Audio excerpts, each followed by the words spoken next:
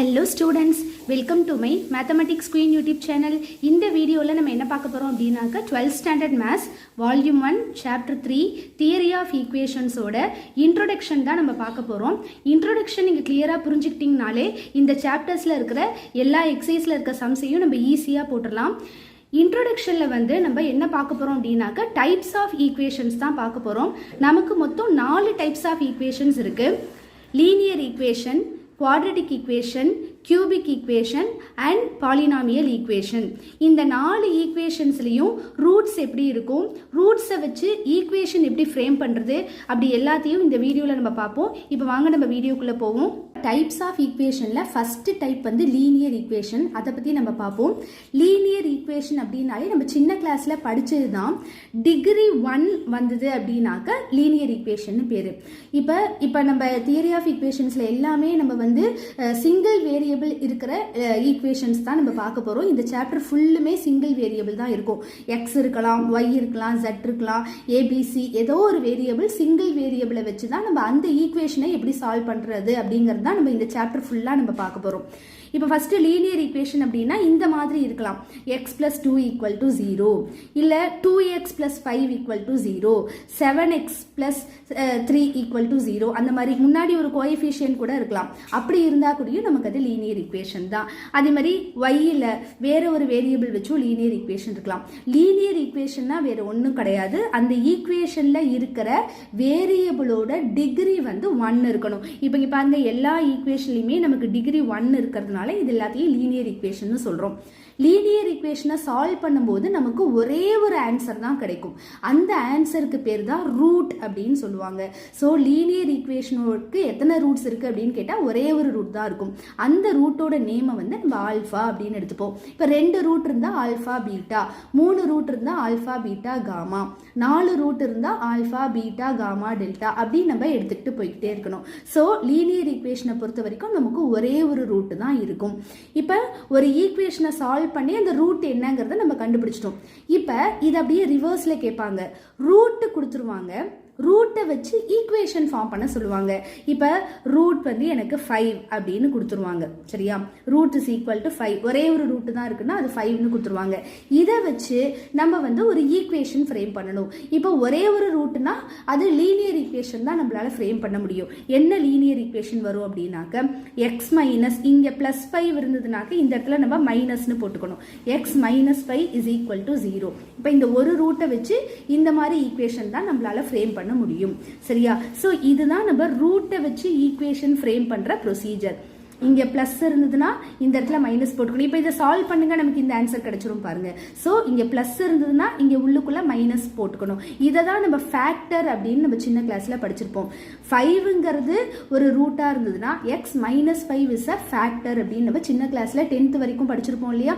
So அந்த basic concept தான் இது. இப்போ இதை எக்ஸை வச்சு தான் பண்ணணுமாங்கிறது கிடையாது. இதுக்கு பதிலாக நம்ம ஒய் கூட யூஸ் பண்ணிக்கலாம், இசட் கூடயும் யூஸ் பண்ணிக்கலாம். ஸோ ஒரு ரூட்டை வச்சு இப்படிதான் நம்ம ஈக்குவேஷன் ஃப்ரேம் பண்ணணும். இப்போ செகண்ட் டைப் ஆஃப் ஈக்குவேஷன் என்ன அப்படின்னாக்க குவாட்ரட்டிக் ஈக்குவேஷன். குவாட்ரட்டிக் ஈக்குவேஷனும் நம்ம சின்ன கிளாஸில் படிச்சது தான், 10th வரைக்கும் நம்ம படிச்சது தான். குவாட்ரட்டிக் ஈக்குவேஷன்னா அதோட டிகிரி எப்படி இருக்கும் அப்படின்னா 2 அப்படின்னு இருக்கும். இப்போ ஒரு எக்ஸாம்பிளுக்கு ஒரு சம் எடுப்போம். X square plus 3x plus 2 is equal to 0. இப்போ இதில் வந்து எக்ஸோட பவர் வந்து இங்கே வந்து 2 இருக்குது, இங்கே எக்ஸோட பவர் வந்து 1 இருக்குது. ஸோ இதில் ஹையஸ்ட் பவரை தான் நம்ம டிகிரி அப்படின்னு சொல்லணும். ஸோ இந்த ஈக்குவேஷனை பொறுத்த வரைக்கும் டிகிரி வந்து நமக்கு 2. டிகிரி 2 இருந்தாலே அதுக்கு பேர் குவாட்ரட்டிக் ஈக்குவேஷன் பேர். இப்போ இதை நம்ம சால்வ் பண்ணோம் அப்படின்னா இதுக்கு 2 ஆன்சர் கிடைக்கும். ஸோ ஒரு 2 சொல்யூஷன் கிடைக்கும். அந்த 2 சொல்யூஷனை தான் நம்ம ரூட்ஸ் அப்படின்னு சொல்லணும். ஸோ குவாட்ரட்டிக் ஈக்குவேஷனை சால்வ் பண்ணும்போது நமக்கு 2 ரூட்ஸ் வந்து கிடைக்கும். ஸோ ஃபர்ஸ்ட் ரூட்டை ஆல்ஃபான்னு எடுத்துக்கணும், ரெண்டாவது ரூட்டை பீட்டா அப்படின்னு எடுத்துக்கணும். குவாட்ரட்டிக் ஈக்குவேஷனை சால்வ் பண்ணுறதுக்கு 2 ப்ரொசீஜர் இருக்கு. ஒன்று வந்து நம்ம இந்த மாதிரி போடுவோம், இந்த மாதிரி ஐ மெத்தட்னு சொல்லுவாங்க, சில பேர் டி மெத்தட் அப்படின்னு சொல்லுவாங்க. அதாவது இந்த கான்ஸ்டன்ட்டை வந்து இப்படி மேலே போட்டுப்போம், இங்கே எக்ஸோட கோஎஃபிஷியன்ட்டை வந்து கீழே போட்டுப்போம். சப்போஸ் இங்கே எக்ஸ் ஸ்கொயருக்கு முன்னாடி ஒரு நம்பர் கோஎஃபிஷியன்ட் வந்ததுன்னா அந்த நம்பரையும் கான்ஸ்டன்ட்டையும் மல்டிப்ளை பண்ணி மேலே போட்டுக்கணும். இந்த நடுவில் வர எக்ஸோட கோஎஃபிஷியன்ட்டை கீழே போட்டுட்டு 2 நம்பர் கண்டுபிடிக்கணும். 2 நம்பரை ப்ராடக்ட் பண்ணால் இந்த மேலே இருக்கிற நம்பர் வரணும், 2 நம்பரையும் ஆடோ சப்ராக்டோ பண்ணால் கீழே இருக்கிற நம்பர் வரணும். இதுதான் நமக்கு ரூல். இதுதான் நம்ம வந்து சால்வ் பண்ணுறதுக்கு சின்ன கிளாஸில் இந்த ப்ரொசீஜர் தான் நம்ம யூஸ் பண்ணியிருப்போம். இப்போ பாருங்கள், 2 ஃபேக்டரைஸ் பண்ணால் 1ஐயும் 2ஐயும் மல்டிப்ளை பண்ணால் எனக்கு 2 கிடச்சிரும். 1ஐயும் 2ஐயும் ஆட் பண்ணால் எனக்கு 3 கிடச்சிரும். அப்போ நமக்கு இதுக்கு என்ன சொல்யூஷன் அப்படின்னு பார்த்தா 1 2 வந்து சொல்யூஷன் கிடையாது. இதை முதல்ல ஃபேக்டர்ஸாக நம்ம எழுதுவோம் இல்லையா. எக்ஸு இங்கே +1 இருக்கிறதுனால எக்ஸ் +1, எக்ஸ் +2 ஈக்குவல் டு 0 இருக்கிறதுனால ஈக்குவல் டு 0 போடுவோம். இதுலேருந்து தான் நம்ம எக்ஸை வந்து சால்வ் பண்ணுவோம். ஃபஸ்ட்டு ஈக்குவேஷன்லேருந்து எக்ஸ் கண்டுபிடிச்சோன்னா +1 அந்த சைட் போச்சுன்னா -1 வரும். இங்கேருந்து எக்ஸ் கண்டுபிடிச்சோன்னா x is equal to -2. So இந்த ஃபஸ்ட்டு ரூட்டை தான் நம்ம ஆல்ஃபா அப்படின்னு எடுத்துப்போம். ரெண்டாவது ரூட்டை வந்து பீட்டா அப்படின்னு எடுத்துப்போம். சரியா, எக்ஸோட சொல்யூஷனுக்கு தான் நம்ம ஆல்ஃபா பீட்டான்னு நேம் கொடுக்குறோம், வேற ஒன்றுமே கிடையாது. So roots of the quadratic equation வந்து நமக்கு 2 இருக்கும். அந்த ஃபஸ்ட்டு ரூட்டை ஆல்ஃபானும் ரெண்டாவது ரூட்டை பீட்டான்னு எடுப்போம். இது ஒரு ப்ரொசீஜர். ரெண்டாவது நம்ம எப்படி பண்ணுவோம் அப்படின்னாக்க இது ஃபேக்டரைசேஷன் ப்ரொசீஜர். இன்னொன்று நம்ம ஃபார்முலா மெத்தடில் போடுவோம். உங்களுக்கு ஞாபகம் இருக்கா? X is equal to -b plus or minus square root of b² -4ac by 2a. இந்த ஃபார்முலா படி நம்ம சால்வ் பண்ணாலும் நமக்கு இதே ஆன்சர் தான் நமக்கு கிடைக்கும். சரியா, ஸோ இந்த ரூட்ஸ் எல்லாம் வந்து நமக்கு எதுக்கு யூஸ் ஆகுதுனாக்கா இமேஜினரி ரூட்ஸாக வருது, ஃபேக்டரைஸ் பண்ண நமக்கு கஷ்டமாக இருக்குது. அந்த மாதிரி சிச்சுவேஷன்லாம் நம்ம வந்து ஃபார்முலா மெத்தடை யூஸ் பண்ணிக்கலாம். இப்போ ஒரு ஈக்குவேஷன் கொடுத்தாச்சு அப்படின்னா நம்ம வந்து இந்த 2 ப்ரொசீஜரில் ஏதாவது ஒன்று ஃபாலோ பண்ணி நம்ம 2 ரூட்ஸ் கண்டுபிடிச்சிடறோம். இப்போ வந்து இன்னொரு ஈக்குவேஷன் கூட எடுத்துக்கலாம். என்ன ஈக்குவேஷன் அப்படின்னா, முன்னாடி ஏதாவது ஒரு கோஎஃபிஷியன்ட் இருக்க மாதிரி ஒரு ஈக்குவேஷன் எடுத்துப்போம். 2x² + 5x + 2 = 0. இப்படி ஒரு ஈக்குவேஷன் எடுத்துப்போம். இப்போ இந்த ஈக்குவேஷனை நம்ம ஃபேக்டரைசேஷன் ப்ரொசீஜர்லேயே நம்ம சால்வ் பண்ணிக்கலாம். இல்லை உங்களுக்கு கஷ்டமாக இருக்குது அப்படின்னாக்கா நீங்கள் ஃபார்முலா மெத்தடையும் ஃபாலோ பண்ணிக்கலாம். இப்போ என்ன செய்யணும், இதையும் இந்த கான்ஸ்டன்ட்டையும் மல்டிப்ளை பண்ணி 4ன்னு போட்டுக்கணும். கீழே வந்து 5 எக்ஸோட கோஎஃபிஷியண்ட்டை போடணும். இப்போ 4ஐ வந்து ஃபேக்டரைஸ் பண்ணோன்னா 1 4 is 4, 2 4, ஸோ 2 × 2 4 தான். ஆனால் 2 × 2 ஆட் பண்ணால் நமக்கு 5 கிடைக்காது. ஸோ 1 × 4 தான் கரெக்டான காம்பினேஷன். இதுக்கப்புறம் என்ன செய்யணும், 1 4 ஆட் பண்ண எனக்கு 5 கிடைச்சிருச்சு. இதுக்கப்புறம் இந்த முன்னாடி இருக்கிற நம்பரை மறக்காம நம்ம ஒரு ஆன்சரோடைய டிவைட் பண்ணிடணும். இதை நம்ம மறந்துடக்கூடாது. இப்போ இதே கேன்சல் பண்ணால் 2 வரும். இப்போ இதுக்கு 2 ஆன்சர் எப்படி எழுதணும்னா, எக்ஸ் இங்கே +½ இருக்கிறதுனால எக்ஸ் +½ இது ஒரு ஃபேக்டர். நெக்ஸ்ட் வந்து எக்ஸ் +2 இன்னொரு ஃபேக்டர் இஸ் ஈக்குவல் டு 0. இதுலேருந்து ஆன்சர் கண்டுபிடிச்சோம்னா எக்ஸ் இஸ் ஈக்குவல் டு -½ வரும். இதுலேருந்து ஆன்சர் கண்டுபிடிச்சோம்னா எக்ஸ் இஸ் ஈக்குவல் டு -2 அப்படின்னு வரும். இப்போ இது 2 ரூட்டு கிடைச்சாச்சு. ஃபஸ்ட்டு ரூட்டை ஆல்ஃபான்னு எடுத்துப்போம், ரெண்டாவது ரூட்டை பீட்டான்னு எடுத்துப்போம். இப்படி தான் ஒரு குவாட்ரடிக் ஈக்குவேஷனை நம்ம சால்வ் பண்ணி 2 ரூட்ஸ் கண்டுபிடிக்கணும். இதுக்கு இதை ரிவர்ஸில் கேட்பாங்க. எப்படி அப்படின்னா, இந்த ரூட்ஸ் கொடுத்துருவாங்க. ஆல்ஃபாவும் பீட்டாவும் 2 ரூட்ஸ் வந்து கொடுத்துருவாங்க. அதை யூஸ் பண்ணி நம்ம குவாட்ரடிக் ஈக்குவேஷன் வந்து ஃப்ரேம் பண்ண சொல்லுவாங்க. இப்போ பாருங்க, ஆல்ஃபா ஈக்குவல் டு -1 இது வந்து கொஸ்டின்லேயே கொடுத்துருவாங்க. பீட்டா ஈக்குவல் டு -2 இந்த 2 ரூட்ஸை யூஸ் பண்ணி குவாட்ரடிக் ஈக்குவேஷன் வந்து ஃப்ரேம் பண்ண சொல்லுவாங்க. இதுவும் நம்ம சின்ன கிளாஸில் படிச்சது தான். என்ன பண்ணுவோம், நம்ம ஃபார்முலாவில் குவாட்ரடிக் அப்படின்னாலே x² ஆரம்பிப்போம் இல்லையா.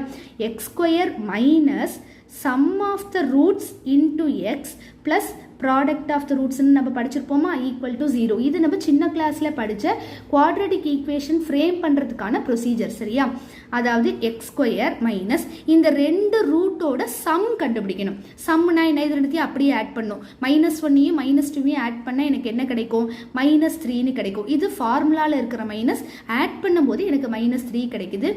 எக்ஸு ப்ளஸ் இது ரெண்டுத்தையும் ப்ராடக்ட் பண்ணணும். -1ஐயும் -2ஐயும் ப்ராடக்ட் பண்ணால் +2 வரும், ஈக்குவல் டு 0. இப்போ இதை நம்ம சிம்பிளிஃபை பண்ணோன்னா x² மைனஸ் இன்ட்டு மைனஸ் ப்ளஸ்ஸாக மாறிடும். 3x + 2 is equal to 0. இவ்வளோதான், நமக்கு அந்த ஒரிஜினல் ஈக்குவேஷன் வந்துருச்சு பாருங்க. இந்த ஈக்குவேஷன் வந்துருச்சு பாருங்க. ஸோ 2 ரூட்ஸ் கொடுத்தாச்சுனாக்க குவாட்ரடிக் ஈக்குவேஷன் ஃப்ரேம் பண்ணுறதுக்கு இதுதான் ஃபார்முலா. இதுவும் நம்ம சின்ன கிளாஸில் படித்தது தான். x² minus sum of the roots into x plus product of the roots is equal to 0. இந்த சம் ஆஃப் த ரூட்ஸை தான் நம்ம வந்து என்னன்னு சொல்லுவோம்னா சமேஷன் ஆல்ஃபா அப்படின்னு சொல்லுவோம். சமேஷன் ஆல்ஃபானா என்னங்கிறத நான் அடுத்தது எக்ஸ்பிளைன் பண்ணும்போது உங்களுக்கு நான் சொல்கிறேன். ப்ராடக்ட் ஆஃப் த ரூட்ஸ் பண்ணும்போது அதில் சமேஷன்கிற வார்த்தை வராது இல்லையா. ப்ராடக்ட் அப்படின்னா ப்ராடக்ட் தான். அப்போ ஆல்ஃபா பீட்டா அப்படின்னு நம்ம சொல்லுவோம். இது சமேஷன் ஆல்ஃபான்னு சொல்லுவோம், இது ஆல்ஃபா பீட்டான்னு சொல்லுவோம். இப்போ ஒரு ஈக்குவேஷன் கொடுத்தாச்சு அப்படின்னா சம் ஆஃப் த ரூட்ஸ் கண்டுபிடிக்கிறதுக்கு ஒரு ப்ரொசீஜர் இருக்கு. இப்போ எக்ஸ் ஸ்கொயர் இதே ஒரே ஈக்குவேஷனே நான் எடுத்துக்கிறேன் பாருங்க, இது ஈக்குவல் டு 0 அப்படின்னு எடுத்துப்போம். இப்போ இதுக்கு சம் ஆஃப் த ரூட்ஸ் வந்து கண்டுபிடிக்கிறோம். இதுவும் நம்ம சின்ன கிளாஸ்ல படிச்சது தான். மைனஸ் பி பை ஏன்னு ஒரு ஃபார்முலா படிப்போமா? சரியா? அதாவது ஈக்குவேஷன் கொடுத்து சம் ஆஃப் த ரூட்ஸ் கண்டுபிடிக்கிறதுக்கு இது ஃபார்முலா. சம் ஆஃப் த ரூட்ஸ்னால் நம்ம என்னன்னு சொல்லுவோம்? ஆல்ஃபா ப்ளஸ் பீட்டான்னு சொல்லுவோம். ப்ராடக்ட் ஆஃப் த ரூட்ஸ்னால் என்ன சொல்லுவோம்? ஆல்ஃபா பீட்டா அப்படின்னு சொல்லுவோம். அதோட ஃபார்முலா சி பை ஏன்னு சொல்லுவோம். இதை வச்சும் நம்ம என்ன செய்யணும்னா இந்த ஈக்குவேஷன் வந்து ஃப்ரேம் பண்ணலாம். இந்த ஈக்குவேஷன் ஃப்ரேம் பண்ணுறதுக்கு நமக்கு நிறைய ரூல்ஸ் இருக்குது. 2 ரூட்டு கொடுத்தா இந்த 2 ரூட்டுக்கும் சம் கண்டுபிடிச்சிட்டு இந்த 2 ரூட்டுக்கும் ப்ராடக்ட் கண்டுபிடிச்சிட்டு இந்த ஃபார்முலாவில் சப்ஸ்டியூட் பண்ணாலும் நமக்கு ஒரு ஈக்குவேஷன் ஃப்ரேம் ஆகிடும். இப்போ வந்து கொஷினில் இப்படி கேட்பாங்க, ஈக்குவேஷன் கொடுத்து find the sum and product of the roots ன்னு கேட்பாங்க. அப்ப நீங்க என்ன ஃபார்முலா தான் நீங்க யூஸ் பண்ணி ஆகணும் அப்படின்னாக்க ஆல்பா பீட்டா தனித்தனியா கண்டுபிடிச்சு சம் கண்டுபிடிக்கிறதுக்கு பதிலா இந்த ஃபார்முலா யூஸ் பண்ணிட்டீங்கன்னா உங்களுக்கு ஆட்டோமேட்டிக்கா ஆன்சர் வந்துடும். சம் ஆஃப் த ரூட்ஸ்க்கு formula minus b by a. இந்த இடத்துல ஏ அப்படிங்கிறது எக்ஸ் ஸ்கொயரோட கோஎஃபிஷியன்ட், பி அப்படிங்கிறது எக்ஸோட கோஎஃபிஷியன்ட், சிங்கிறது கான்ஸ்டன்ட். சரியா? இப்போ மைனஸ் பி பை ஏனா என்ன வரும்? மைனஸ் 3/1 வரும். அது வந்து -3 அப்படின்னு மாறிடும். சி பை ஏனா 2/1 வரும், 2ன்னு மாறிடும். இதுதான் சம் அண்ட் ப்ராடக்ட் கண்டுபிடிக்கிற ப்ரொசீஜர்.